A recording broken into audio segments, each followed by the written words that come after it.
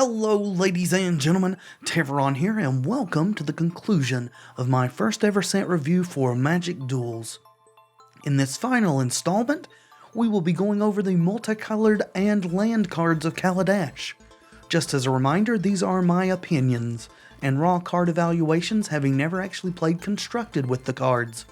If you would like to check out the previous reviews, just click the annotations on the screen or the links in the description. We will begin with the lands, as, sadly, only two of them are making the transition to duels. The first is Aether Hub. It is a land, and when Aether Hub enters the battlefield, you get an energy counter. You can tap it to add colorless to your mana pool, or tap it and pay 1 energy and add 1 mana of any color to your mana pool. This land is very, very good. Maybe even the best land in the set. And they actually let us have it on duels. Awesome! It's especially good in energy decks, and the better energy is, the better this land is. It fixes your mana, powers your creatures and spells, it's just all around awesome. The second and final land that we're getting from Kaladesh is Inventor's Fair. It is a legendary land, and at the beginning of your upkeep, if you control 3 or more artifacts, you gain 1 life. You can tap it to add 1 colorless mana to your mana pool. You may also pay 4 generic mana, tap it, and sacrifice Inventor's Fair to search your library for an artifact card, reveal it, and put it into your hand, then shuffle your library afterwards. Activate this ability only if you control 3 or more artifacts. This land is also really good, and I expect this will be a 1 of in several different decks, and a 2 of in very artifact-heavy decks. Gaining 1 life a turn is really good, especially in control, and sacking to search for the best artifact for your situation is quite strong as well. The one drawback to the card is the fact that it is a legendary land, so you can only ever have 1 in play at a time. And now that we've gotten those out of the way, let's move on to the multicolored cards. First up, we have Cloud Blazer. For a white, a blue, and 3 generic, we get a 2/2 Flying Human Scout. And when Cloud Blazer enters the battlefield, you gain 2 life and draw 2 cards. You guys may remember a card called Muldrifter. I certainly remember it very fondly. And while evoking for 3 mana isn't an option on this card, I think that's fine. This seems like just what a blue-white control deck would want from a creature. Life gain, card draw, and an evasive body. Super stoked to cast this girl. Contraband Kingpin. For a blue and a black, we get a 1/4 Aetherborn Rogue with lifelink. Whenever an artifact enters the battlefield under your control, scry 1. This seems like a card that a blue-black artifact deck would want to play. The cost to size ratio is good, the life gain is very nice, especially if you are more controlling build, and the scry is awesome too. The gold cards in this set seem to be off to a very good start. Depala Pilot Exemplar. For a generic, a red and a white, we get a 3/3 legendary creature dwarf pilot. Other dwarves you control get +1/+1. Each vehicle you control gets +1/+1 as long as it's a creature. Whenever Depala Pilot Exemplar becomes tapped, you may pay X.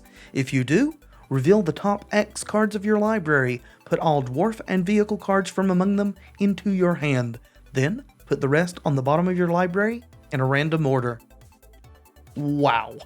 This girl seems really, really, really good. She pumps both dwarves and vehicles and draws you cards that are relevant. Auto-include in the Boros vehicle deck, and maybe elsewhere as well.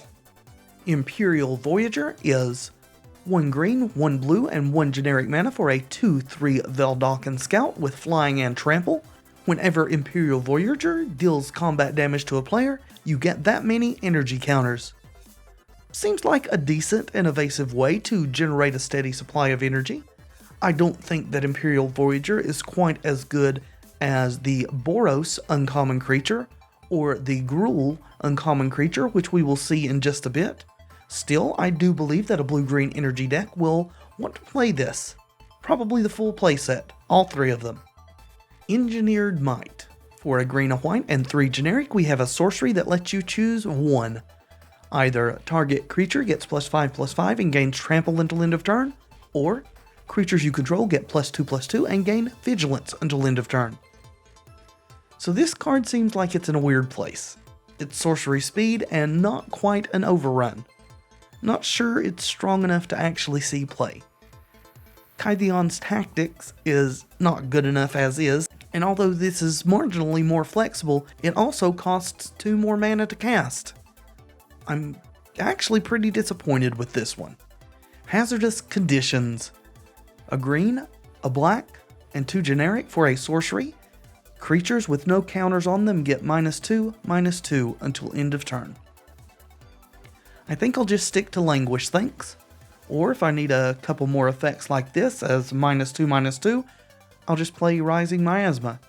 It's easier to cast, and with Rising Miasma and with Languish you can guarantee that you'll actually hit the opponent's creatures, not so much with Hazardous Conditions. Console of Allocation. For a black, a white, and a colorless, we get a 2/3 Legendary Human Advisor. Whenever an opponent casts a non-creature spell, that player loses 2 life and you gain 2 life. Very strong card here. Incredibly strong versus burn decks, which kind of makes me happy and sad at the same time. Just an all-around good creature.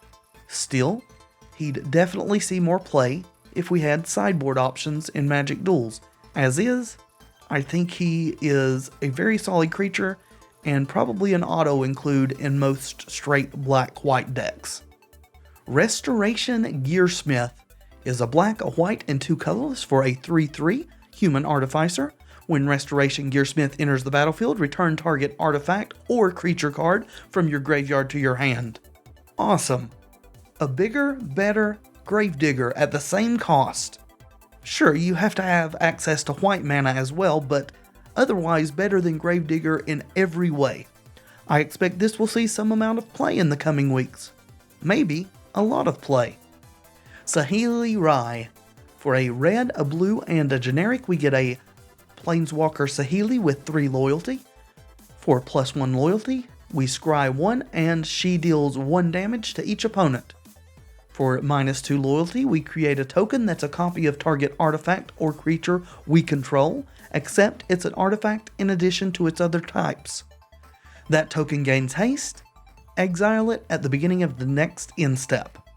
For -7 loyalty, we get to search our library for up to 3 artifact cards with different names, and put them onto the battlefield and shuffle our library. I'm not really sure here. She can't really protect herself at all, and her +1 seems very mediocre. Still, she is a 3-mana Planeswalker, and they always seem to distinguish themselves somehow. So Saheeli may continue that tradition. Also, I imagine that if you can ultimate her and search for 3 artifacts with different names and put them onto the battlefield, you could probably assemble a combination that will let you win the game. So there is that. Unlicensed Disintegration. For a black, a red, and 1 generic, we get an instant that destroys target creature, and if we control an artifact, Unlicensed Disintegration deals 3 damage to that creature's controller.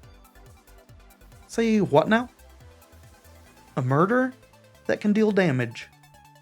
Is this card for real? Best removal spell in the set.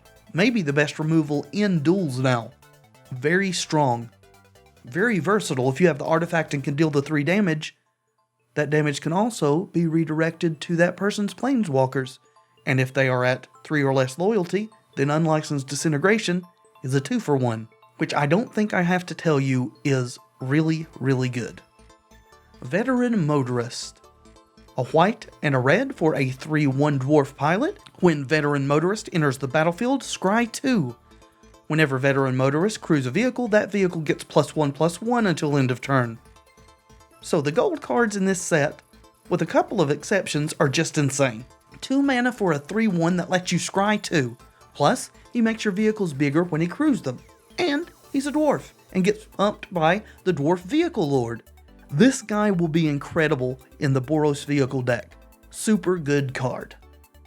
Voltaic Brawler. A red and a green 3/2 human warrior. When Voltaic Brawler enters the battlefield, you get 2 energy counters. Whenever Voltaic Brawler attacks, you may pay 1 energy counter. If you do, it gets +1/+1 and gains trample until end of turn. And this guy is the reason I think that aggressive energy has to be red-green. Brawler is the best energy creature in the set. Super aggressive, super fast, super badass. Flex on it. Whirler Virtuoso. For a red, a blue, and a generic, we get a 2/3 Veldakan Artificer. When Whirler Virtuoso enters the battlefield, we get 3 energy counters, and we can pay 3 energy counters, without tapping mind you, to create a 1/1 colorless Thopter artifact creature token with flying. Another nice creature with relevant abilities. Makes Thopters that fly instead of servos that don't, so that's great. I'm not quite sure at this point that a straight Thopter deck can make enough energy to fuel this turn after turn, but it should have other places to be relevant as well. Okay, so the gold cards in this set seems like they're really pushed, huh? But which are the best? I'm combining the top 5 gold cards with the top 5 lands, since there are only 2 of those. First, an honorable mention. Unlicensed Disintegration. A murder with upside is just something that seems really, really strong, and is a piece of removal I look forward to playing with. And now, number 5, we have Cloud Blazer. So much value from 1 card. How can you not love this? Number 4, Depala Pilot Exemplar. Dwarves have returned to Magic, and their return is indeed glorious. Number 3, Ether Hub. I really struggled with where to put this card on the list. It could arguably be at number 1, and it's just that good. I'm however settling for number 3. Even in a non-energy deck, Ether Hub is a good include to fix your mana. Number 2, Veteran Motorist. If you're playing vehicles and can support the required colors, you want to be running the Motorist. Don't forget the Scry too. So he not only pilots your cars and makes them bigger, he sets up your draws as well. And at number 1 is Voltaic Brawler. Don't be surprised to see this guy barreling towards your face for a long while to come. In fact, he produces enough energy when he comes into play to activate his +1/+1 trample ability twice, all on his own. He lets his fists do the talking for him. And that will bring us to the end of not only this installment, but the entire set review for Kaladesh. What are you looking forward to playing with? Let me know in the comments. Thanks so much for watching. I hope you've enjoyed the video. If you have, please leave a like below. It helps tremendously. And subscribe to the channel if you'd like to see more videos like this in the future. I have been Tevaron, and until next time, friends, be excellent to each other.